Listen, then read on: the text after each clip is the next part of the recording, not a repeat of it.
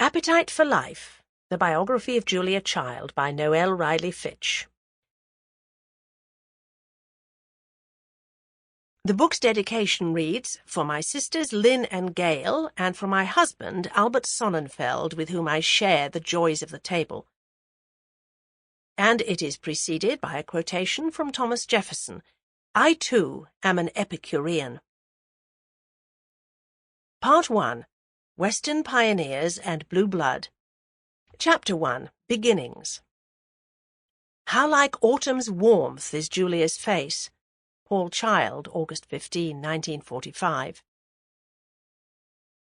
Perched on the railing of a veranda in Kunming, China, Julia McWilliams was aware only of the uniformed man beside her, reading the poem he wrote for her 33rd birthday.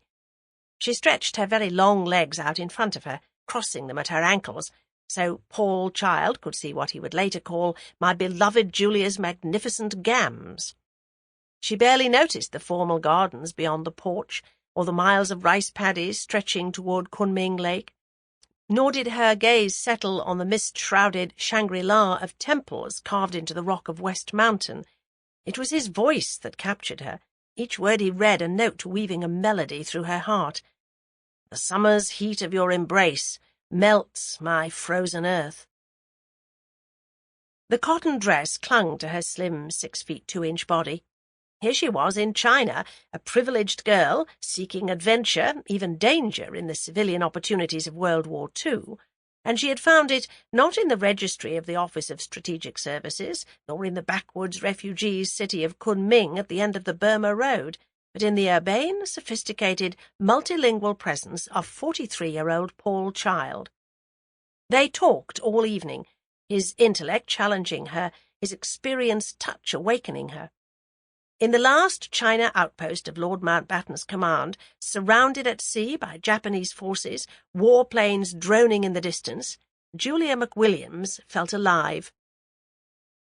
How like autumn's warmth is Julia's face, so filled with nature's bounty, nature's world.